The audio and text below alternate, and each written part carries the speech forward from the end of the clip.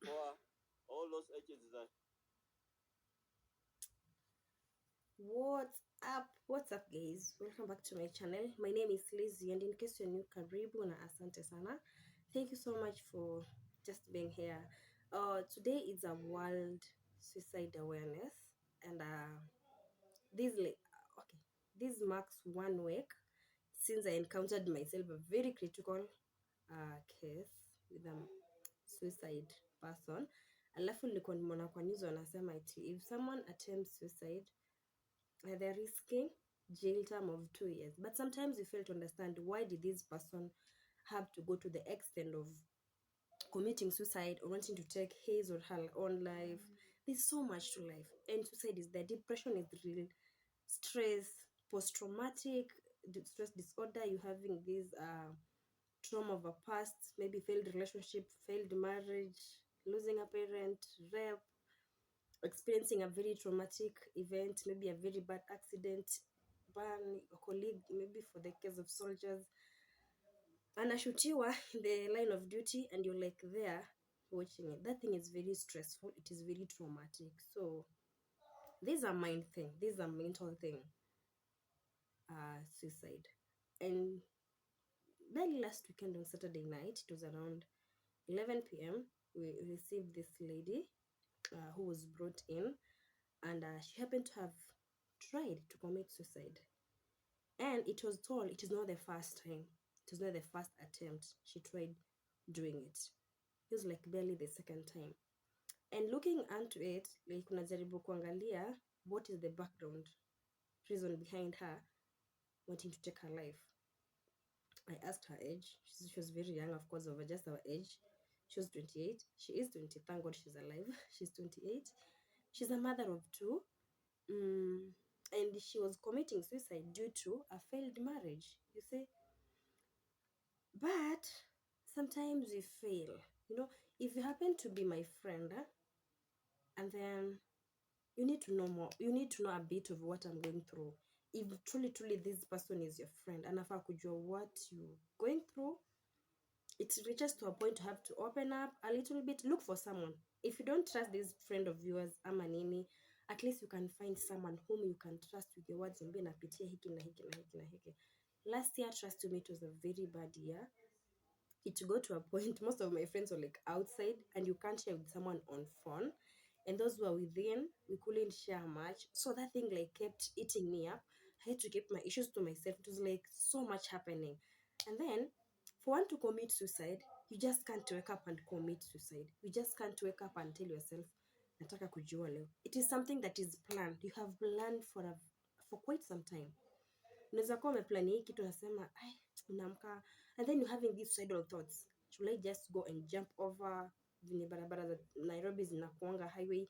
Should I just go and jump over the bridge? Should I just go over and throw myself from that apartment, like unatoka apartment maybe 6th or 7th floor or whichever, like you have so much in mind, you think of it.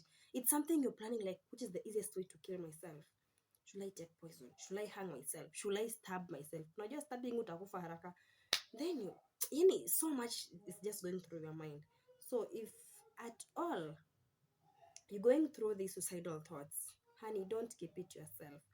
Because at the end of the day, you are not hurting. You're not hurting yourself alone. You want to die, yes.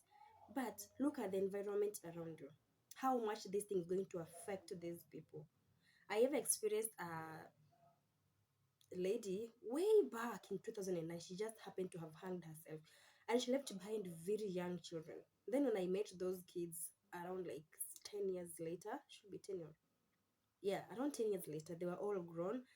And you still have that traumatic event, mama yao toi alikuja akajinyonga. You look at the kids, you'll be like, wah, anole mademu, oh no, mama yao alijinyonga. No, you still have that thing in mind. You sympathize with them, but there's nothing much you can do.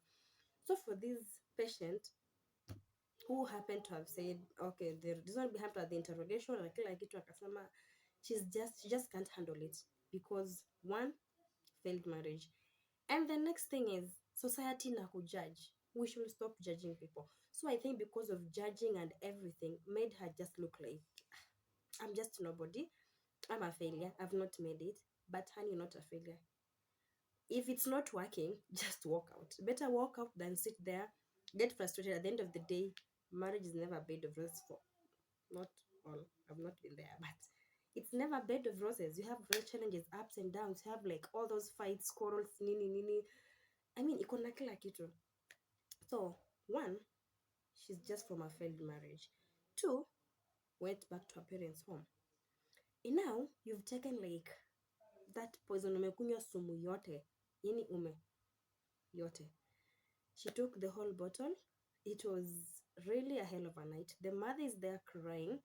The mother is sick. She's not like that well. Imagine the effect you've created around your people. Wewe uko pale utakufa, lakini kumbuka whatever whom you're leaving behind your kids. You're leaving behind your family, relatives, friends, and of course you can share it out because the mother kept crying the entire night, just being like, oh, I could feel it. I could feel it. Alafu inafika point when kama mgonjwa harespond, you'll be like, wisha. Try to call for referrals, they're not going through. You'll be like, sasa mimi na huyo. This is a matter of life and death. I'm like weighing life and death in both of my hands. The mother there is crying, praying, doing everything. You know, it's something that we put people through or something. So, aki tafadhali, if you're just having issues, look for a counselor or something. Another mistake, don't ever go share your things with people who know they're very close to you and they'll go outside there start discussing your issues. Unacheki ule msichana, unacheki ule mbaba, unacheki ule mtoto. Don't. That's another mistake I realized that was made. Get a strange person, a total strange person who doesn't know your background history, childhood life, upbringing, and everything. Because if you tell me you're going to share with someone, be like, oh, nitamwambia lakini atakuja kushare story yangu, and it not be fair. And the worst thing, unakuja kuisikia because I ever tried and I was attacked.